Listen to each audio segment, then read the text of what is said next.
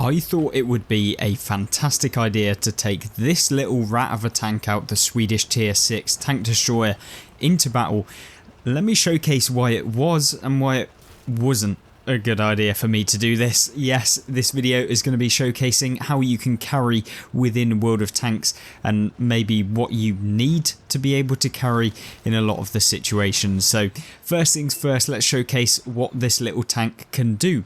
And that is basically the fact that this has really good camo, and so you can't be playing this like an all up tank, kind of hard case tank destroyer where you're really getting up close and personal with the opponents, because this thing doesn't have armor whatsoever, literally barely any. You're not going to be able to bounce any real rounds within the game, so you have to use that stealth, you have to use the concealment to be able to make sure that you remain undetected and you deal with your opponents in that regard. And so that's something we need to use within this gameplay, and this gameplay actually showcases that really well. So hopefully you stick around and we'll make sure to showcase how maybe you can implement gameplay like this into your own games, so you can maybe carry those situations where maybe previously you didn't want to.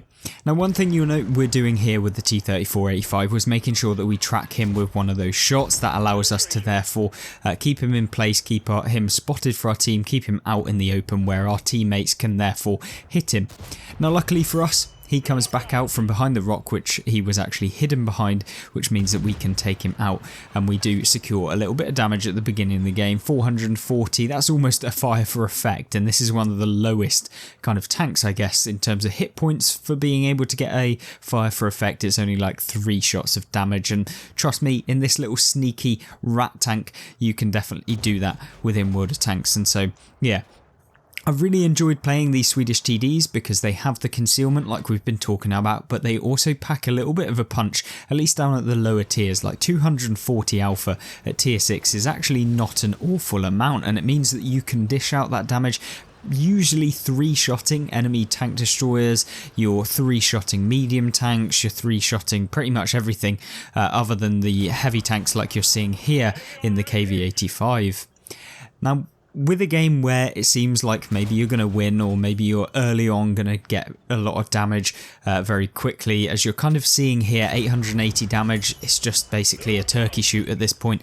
And so sometimes you get a bit lax and maybe you do some silly things, and that often happens in the games where you do or maybe come out worse than usual. And that's where you really need to up your game if you're playing on World of Tanks and you're trying to carry those games and have those games where you really made a significant impact to help out your team. And that's something that, you know, not everyone can do 100% of the time, and so it can be a little bit kind of stressful, I guess. But yeah, it's definitely something I've learnt over the time, just to keep a cool head and make sure that you're not making stupid decisions even when you think it's going absolutely stellarly. And as you can see here, we've picked up 1500 damage and a little bit of assistance here as well. And you can see us just blind firing this bush area over here. You see the tree goes down, so we give a little blind fire there, don't manage to hit anyone, but remember you can do that too. Obviously if you see tree falling down, that means someone's actually pushed it over, obviously, so shooting in that kind of direction will really help out boost your potential to get damage within these games. Now you'll notice early on, actually, I moved over into this position. Why? Well, basically because our enemy team has progressed through the town area on this map. We need to make sure that we're spotting for our team, and I realised maybe it's not best to actually sit there, it's quite open. Maybe we'll go up into this position here, and then we can get some vision onto people that may be kind of pushing the heavy tank on our team, and maybe we'll be able to get some shots on anyone that gets spotted over this side, which is the case. And you can see there's a Hellcat 105, probably the most disgusting tier 6 within the game, and definitely one I absolutely love hitting, and we certainly do hit him and take out a little chunk of his hit points there. That tank right there is quite possibly the most overpowered tank in the game. 350 alpha damage, premium rounds that get extra penetration and more damage. Yeah, I don't quite know what Wargaming were thinking when they decided, I'm going to make a Hellcat at tier 6 that's even better, and as a 105, it's not such a great idea from Wargaming. Now it's turned into a really crappy scenario here, 8 versus 4, and I'm pretty sure most of you will know these sort of games where you really think, oh god, it's awful, we're never going to be able to do anything, I'm in a paper tank destroyer, and for the most part, yeah, that might be the case, but if you play the game to your advantage, use the advantages of your own tank, sometimes you can pull it back, and this game really was one of those where I did feel like I could impact the game, even in a tank that maybe isn't the most competitive, because trust me, these Swedish tank destroyers definitely aren't the most competitive, but if you use your teammates and you use your kind of thought process, your brain for once on World of Tanks, then you'll be able to have games like this as well. Now you'll notice 2083, that's a good result for a tier 6 tank destroyer, especially the IKV 65, so you know, we could die right here and it wouldn't really matter at all. Luckily we don't, and so hence why the video is going to be much longer, but what you can see us doing here is just trying to get a little shot on the VK here. Don't manage to do it within this kind of scene, but we will hopefully get him, but never mind. The AMX-13F3 manages to pick him up. So with this, what are we doing now? Well, we need to make sure that we're spotting anyone that might be up close and personal, someone like a Black Prince for example. We managed to snap a little shot into him and deal a little bit of damage. Now from this point I realise I'm not going to be wanting to deal with a kind of a Black Prince right there up close and personal in a IKV 65 because yeah, that thing has very good DPM, and if I don't manage to actually pen that shot that I really need to, then it's not going to go well. You see me ducking back down, and there we go. We get hit by an M4A3E8 with the derp gun, meaning that takes like 80% of our hit points away there. Well, it's more like 66, but anyway, takes the majority of our hit points away in one shot, meaning that for the most part of this game we are going to be a one shot for the opponents that we're going to be fighting. Now this is looking terrible. I'm a one shot now for the Hellcat, which means that yeah, I'm probably going to get taken out by him. Luckily he doesn't notice quick enough, and we've just about reloaded. He derps one into the ground and we place a nice little shot into him. Keep on moving because artillery, like you just saw, splashing behind us. And now it may be possible that we can carry this game and maybe we can get a victory. Now I don't know for sure, but the artillery on our team decides he's going to try and help out our team by kind of going in, taking a couple of shots of damage, showcasing where the enemy team are, and maybe we can get a shot in here. Unfortunately, I don't actually manage to hit the T-37 there. However, the next shot doesn't make the same mistake, and we're going to place another round into this T-37 when we make sure that we know where he's going. There we go, he's out of the game. Nice damage result right there, and we've taken out one of the 4 tanks that were up against us at the end. Now what we have here is a classic 1v4. Hummel decides he's just going to remove himself from the game somehow, and so what we're going to do now is make sure that we take kind of a pragmatic approach where we're moving way far away from the cap circle. We're going to come from a different angle that they're not going to expect, and this is something you want to be doing in your own games, and this is where this tank really can become super fun to play. And although we're talking about super fun to play, we've now moved away from the cap circle and both of them have got into the cap, which means that we cannot take this long strategy away. Not something I was expecting entirely 100%. I knew it was possible, but yeah, I didn't want that to happen, and now it's looking very dire for us. 2,940 damage. We've got 2 seconds left. Oh!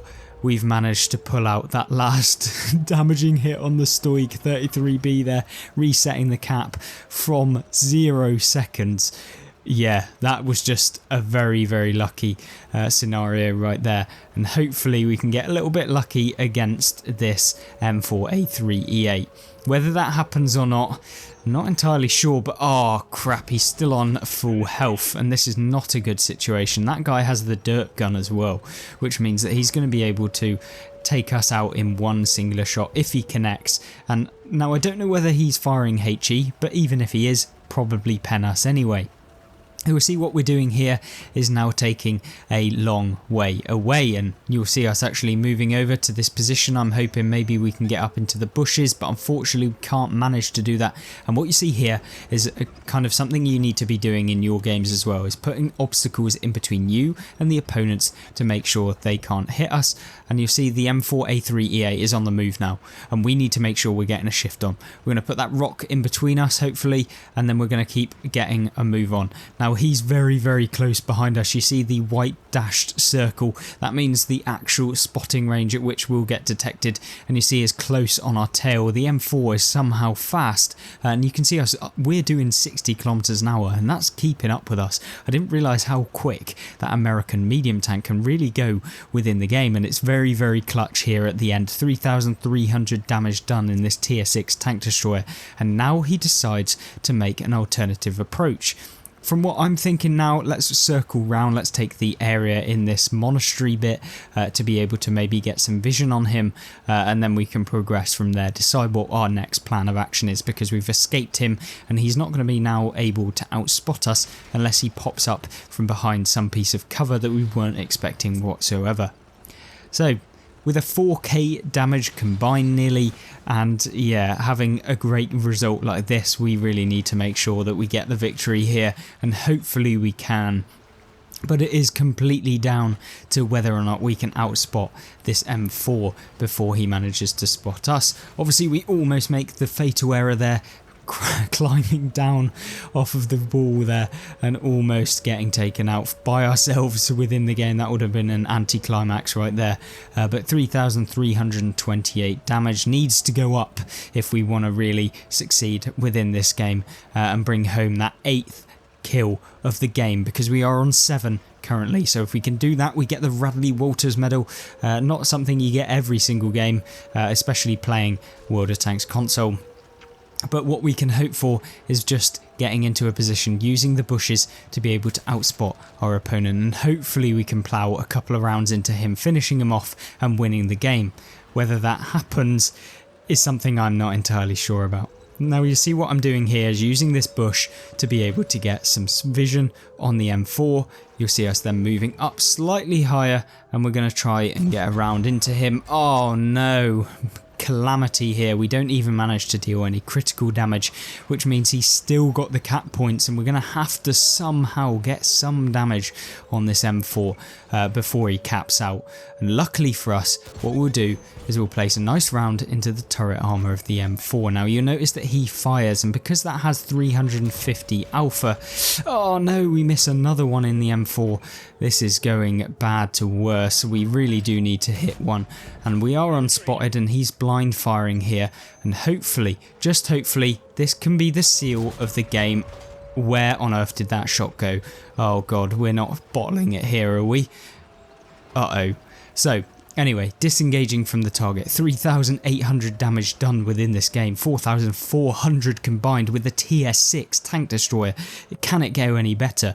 Well, I don't know, but here we go. All we need is one singular shot. Would it have been better to actually fire some HE rounds here to guarantee the shot, and when we hit him to guarantee the kill on the M4A3E8? Maybe, but let's see if we can finish him off. From this position, what can we do? Well, we need to either get onto a different kind of area, different elevation to surprise him using a different position, and then get some vision on him. But will this position be good enough for doing that? No. It appears as though he's moved behind the rock, and we know that. And so from this position onwards, what are we going to do? Well, we need to move. We need to at least be somewhat aggressive, and hopefully we can do that easily. He manages to spot us. He's obviously going to be aiming, so we put one round at least on the move over there, but we don't manage to get lucky. The M4 over there is just sitting there. He is just sitting, waiting for us to make the mistake, and that is something I don't enjoy within World of Tanks, is when you're kind of just, you know, it's not a good idea to poker ridgeline. You know that that guy's going to be sat there, but you still want to do it anyway, and that's something you'll have to learn as well, because the amount of times I've, you know, gone, oh well, who cares, I'm just going to try and do it, and then obviously it doesn't work because they're pre-aiming the position that you're going to be in, and with only 28 seconds, make that 25 seconds left on the clock, it is getting tight. We need to make sure that our final shot counts, because we're only going to get at least 2 of them in now, even if we do fire as soon as we reload each time. And can we manage to get the shot on the M4 here? Can we do it? Oh no, here we go. There we go. Damn it. Are we going to go in? Do I want to risk it? Can we win just because we've got more hit points? What's it going to be? Victory or defeat? Victory or defeat? And oh god, what is it? Oh, what an absolute nightmare. We managed to pick up 3,800 damage with 655 assistance, destroyed 7 enemies on the enemy team, picked up the Devastator Top Gun High Caliber Mastery Badge, and we came top even though we're on the losing team. Yeah, it feels very bitter. And was there parts of that game where I could have played just a little bit better to be able to secure the kill on the M4? Yes, if I didn't bounce that one round, if I fired the HE, we would have left him on enough hit points for us to take him out in a single shot. And unfortunately we didn't do that and we lost the game. But there we go, it showcases how you can carry games even when it is in a scenario where it's 1 versus 4, and although the roll of the dice didn't come round our way at the end of the game, it still worked out very nicely for our damage and getting some XP with this little tier 6 rat of a tank in World of Tanks console. Hopefully you enjoyed. Check out some other gameplay videos on screen right now. Thanks very much, I hope you have a great rest of your week, and I hope you'll join me in the next one. Goodbye.